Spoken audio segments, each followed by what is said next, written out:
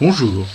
Mon propos d'aujourd'hui est un peu différent des propos antérieurs. Il consiste à intervenir dans l'actualité, conformément à l'idée que me fait du rôle du philosophe en général et de l'intellectuel en particulier. Donc il s'agira de parler de l'islamo-gauchisme à partir d'un billet de Mediapart que j'ai écrit, parce qu'il y a un blog, mais dont j'ai l'entière disposition. Donc le titre de mon propos sera « L'islamo-gauchisme, un mouvement d'idées erroné et funeste ».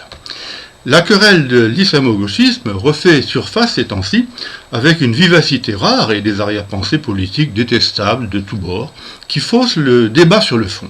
Je voudrais donc l'éclaircir en toute intelligence, quitte à déplaire à ceux qui sont par ailleurs de mon bord et que je soutiens sur bien d'autres plans. Je procéderai en réfutant successivement plusieurs affirmations à son propos et en partant de la référence à l'islam qu'il contient. Je précise que j'ai lu le Coran. Il faut le dire, contrairement à beaucoup qui en parlent sans le connaître, et que j'ai écrit un livre sur lui qui ne m'a valu aucune contestation. Je n'y dis rien qui ne soit exact. Dans l'ordre donc. D'abord, premièrement, la domination de l'islam sur les consciences des musulmans, spécialement sous sa forme violente et haineuse, aurait lieu surtout chez les populations immigrées en France en raison de la situation sociale scandaleuse dont elles sont victimes, et qui les entraînerait à compenser leur souffrance dans leur foi particulière avec le lien communautaire qu'elle entretient. J'ai lu cette analyse, c'est pas la mienne, j'ai lu cette analyse chez des sociologues qui se prétendent progressistes et qui font de cette domination religieuse seulement un fait social particulier, en croyant pouvoir s'inspirer de Marx, expliquant la religion comme étant le soupir de la créature opprimée, c'est une formule que vous connaissez, qui est célèbre, et tout autant en s'abstenant totalement, ce qui est très curieux, de juger moralement, dirais-je, le contenu spécifique de cette religion islamique, pour ne prendre en considération que sa situation sociale, et donner la priorité, alors sinon l'exclusivité, à sa condamnation et à la volonté, bien entendu, de l'abolir, ça c'est clair. C'est pourquoi ce courant de pensée politique se dit ou est dit de gauche, mais sans entre guillemets, en l'occurrence gauchiste ou d'extrême gauche, mais la gauche y adhère majoritairement, malheureusement selon moi. Deuxième point, cette analyse est d'abord fausse théoriquement et de facto, pour une large part.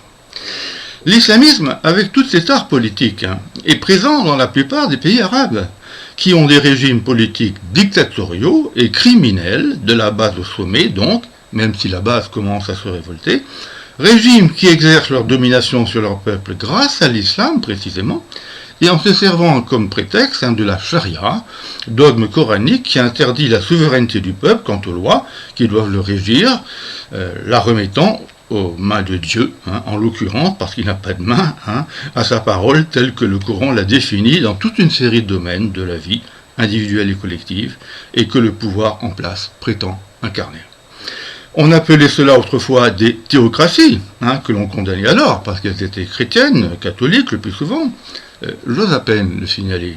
Il s'agit ici des pays du Maghreb et du Moyen-Orient, l'Arabie saoudite et le Qatar en tête, avec lesquels nous entretenons d'ailleurs des liens économiques juteux, et encore aujourd'hui, au détriment de leur population, celle-là même dont on prétend se préoccuper en France. Bon. Franchement, comment peut-on justifier l'islam qui soutient et légitime ces régimes inhumains ? Et que vaut la sociologie de l'islam comme expression d'une situation de détresse sociale chez les dirigeants de ces pétromonarchies qui l'assument comme leur pensée profonde. Évacuer cet aspect tout de même fondamental du fonctionnement politique réel de l'islam à l'échelle du monde est d'une malhonnêteté intellectuelle rare, selon moi. Troisième point. Cette analyse est aussi scandaleuse, je dirais, moralement, sur un plan normatif donc, et je ne comprends pas que certains de ceux qui se réclament d'un idéal d'émancipation inspiré de Marx ne soient pas sensibles à ce point. Le refus de considérer l'islam en tant que tel, dans son contenu de croyance propre, et de le juger à la lumière des valeurs d'émancipation précisément, n'est pas admissible. Car la religion islamique, j'insiste, n'est pas seulement un effet regrettable de conditions sociales qu'il faudrait seulement condamner. D'abord, elle a un contenu propre qui en fait la plus condamnable des trois religions monothéistes, quelles qu'aient été les horreurs du message catholique et ses effets historiques, par exemple, à une certaine époque. Là n'est pas la question. Je ne peux pas, et je ne veux pas répéter longuement ce que j'ai développé dans mon livre à propos de l'islam. Une parole divine, décrétée, absolue et non modifiable ou interprétable puisqu'elle est l'expression d'Allah, c'est rigoureusement dans le texte du Coran. Rigoureusement dans le texte du Coran. La domination de la charia, donc, j'y ai fait allusion, mais j'y reviens une dernière fois, à savoir que ce qui doit commander le vivre ensemble échappe à la souveraineté populaire, aux hommes donc, et exclut la démocratie, la liberté, qui lui est consubstantielle, voire Rousseau et la Révolution française. Le contenu même aussi, sinon plus, des prescriptions de cette charia, que l'on a tendance à mettre de côté, et que je rappelle, la domination de l'homme sur la femme, le voile en étant l'indice qui lui interdit de montrer librement son corps en public, et qui n'est pas seulement un signe d'appartenance culturelle, la polygamie pour l'homme, la possibilité pour ce dernier d'épouser une enfant de 9 ans, l'inégale distribution de l'héritage au profit de l'homme, un encadrement de la vie quotidienne, enfin, par des règles ahurissantes concernant le culte, la nourriture, etc.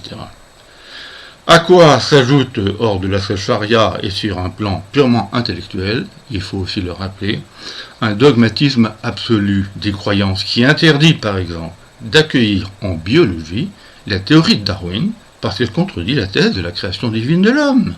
J'en ai fait l'expérience, je vous le dis tout de suite, dans mon enseignement en classe de mathématiques supérieures, une année où le programme portait sur l'homme et l'animal, et où j'avais des élèves musulmans en face de moi, et je l'ai résolu, à ma manière, sans céder d'un pouce sur la leçon de Darwin.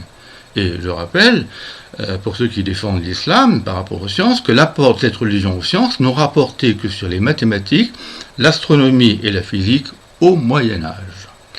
Enfin, il y a un refus radical des autres religions, dont le polythéisme autrefois, et surtout de l'incroyance ou de l'athéisme avec son humanisme propre, puisqu'il préfère l'homme à Dieu. Eh bien, les incroyants sont condamnés à la mort en tant que tels. C'est dans le texte, je le signale, je n'invente rien. Et pas seulement s'ils se moquent de Dieu comme on le soutient et comme cela est arrivé récemment. Seuls quelques rares passages du Coran, ils existent, c'est vrai, expriment une forme de tolérance discrète ou d'indifférence à leur égard. Et je vous indique que j'ai été moi-même la victime de cette intolérance, mais je n'insiste pas. Qu'on ne vienne donc pas me dire que c'est une religion de paix et d'amour, même si beaucoup de musulmans la pratiquent sur un mode paisible, bien entendu. Ces vertus de paix et d'amour ne doivent s'appliquer qu'à l'intérieur de la communauté des croyants, l'Oumma, mais non à l'extérieur, sur un plan réellement universel, comme le préconise à l'inverse, je le rappelle quand même, l'évangile chrétien, avec son impératif, aime ton prochain comme toi-même, qui ne mentionne pas la religion ou la non-religion du prochain, et c'est un incroyant qui parle ici. On voit donc clairement que le message coranique ne saurait être accepté en tant que tel, ni rationnellement, ni raisonnablement, plus encore que d'autres messages religieux, parce qu'il est proprement inhumain. Cela ne veut pas dire du tout qu'il faille l'interdire, sauf dans des manifestations de celui-ci, pratiques qui sont contraires aux lois de notre République, mais qu'il y a un devoir de le critiquer, ce n'est pas pareil quand on est au minimum de gauche sur un plan intellectuel, culturel et normatif.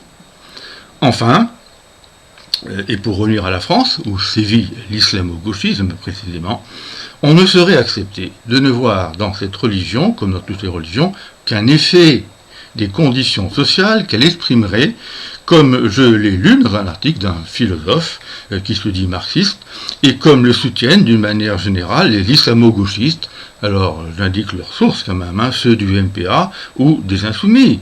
C'est à nouveau, je vous le dis tout de suite, une aberration théorique et pratique.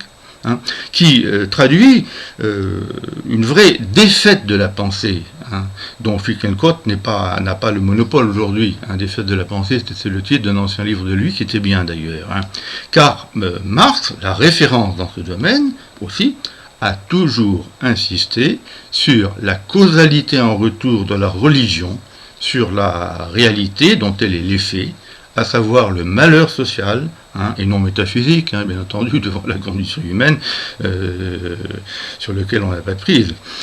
Il s'agit donc du malheur social, elle l'entretient, elle l'alimente, elle le reproduit, à chaque fois par les justifications qu'elle en donne, qui la masque, et par la compensation imaginaire qu'elle apporte aux croyants.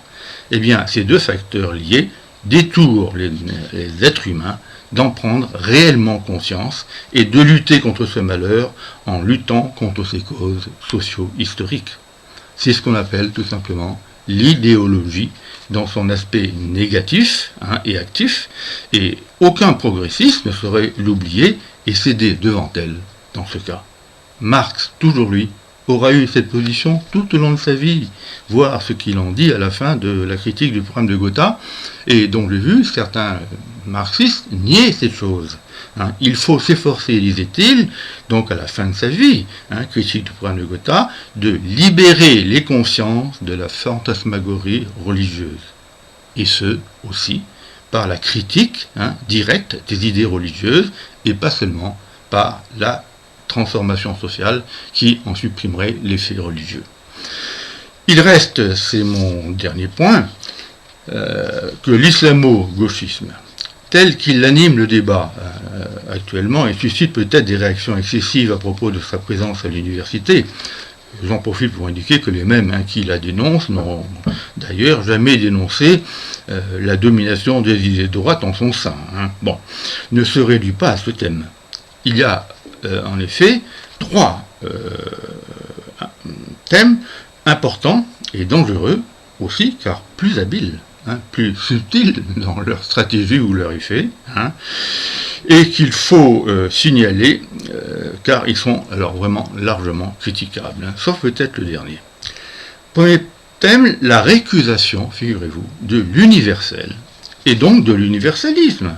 D'abord décrété totalitaire et responsable du colonialisme. Alors c'est la thèse du courant qu'on appelle néocolonial, et dont un ex-philosophe marxiste, Étienne Balibar, que j'ai bien connu autrefois, et dont j'étais proche autrefois, mais plus maintenant, il s'en est fait l'apôtre dans une longue interview du Monde, il y a 2 ans, sans sourciller. Deuxième point, le différentialisme, du coup, car il lui est corrélé, à savoir l'éloge de la différence culturelle qui oublie que toutes les particularités ne sont pas à mettre sur le même plan normatif. Le progrès existe, comme la régression aussi, voir ce qui se passe aujourd'hui. Et les cultures, les civilisations, les sociétés, les époques historiques ne se valent pas. On a eu raison de dénoncer et d'interdire l'esclavage, pour ne prendre que cet exemple, l'esclavage qu'Aristote, malgré son génie, défendait lamentablement. On a donc parfaitement le droit de les hiérarchiser et de militer pour ce que l'on considère comme étant meilleur pour l'humanité. Troisième point, le racialisme enfin. En fait, je vais aussi le critiquer, bien entendu, vous allez voir, enfin, qui consiste à revaloriser les différences raciales pour lutter, soi-disant, contre le racisme, alors qu'on réhabilite du même coup la notion de race qui n'a plus aucun sens scientifique aujourd'hui, je vous le signale, et donc celle de l'inégalité des races, au moins implicitement, et disons sans le vouloir. Avec cette conséquence militante que je trouve personnellement désastreuse, la décision d'organiser des débats dits publics et démocratiques sans les blancs. C'est de la ségrégation à l'envers. On en trouve un écho dans la problématique transgenre, qui est propre à cette nouvelle culture qui nous vient des États-Unis, quand celle-ci, sous le prétexte juste de laisser à chacun librement son identité sexuelle, ce pourquoi je suis absolument pour, érige en modèle parfois, et d'une manière dogmatique, ce que j'appellerais un idéal masculin de la féminité. Je répète, un idéal masculin de la féminité, pour ne pas réserver la masculinité à l'homme mâle, comme chez Virginie Despentes. D'où l'idée équivalente de réunions militantes à l'enseigne d'un nouveau féminisme, alors carrément revanchard, dont les hommes sont exclus. Ce n'est pas l'égalité homme-femme dont je rêve depuis longtemps, je vous l'avoue.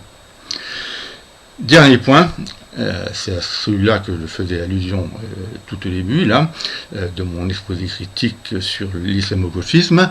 Il resterait à mentionner malgré tout le thème de l'intersectionnalité qui, lui, montre bien qu'un individu socialement défavorisé peut réunir en lui plusieurs handicaps sociaux aliénants. La pauvreté, l'absence de culture, le poids de conflits familiaux ou de couple, la violence dès lors, l'alcoolisme, l'espérance de vie réduite, l'infériorité dans le travail pour la femme, etc. Toutes ces choses-là existent et ne doivent pas être séparées, ce qui est fait malheureusement des rapports sociaux de classe et des inégalités de classe. Mais en tout cas, on aura deviné que je partage pleinement en elle-même, disons, cette analyse critique et décapante, et que je soutiens ceux ou celles qui veulent la mettre en lumière pour combattre cette forme cumulative et excessive du malheur social. Sans oublier, je le répète, que ce malheur social a sa source dans les rapports de classe. Voilà, alors je tenais à dire rapidement tout cela, et à faire entendre à gauche, bien entendu, une voix discordante, mais qui est hélas minoritaire. Merci et à une autre fois.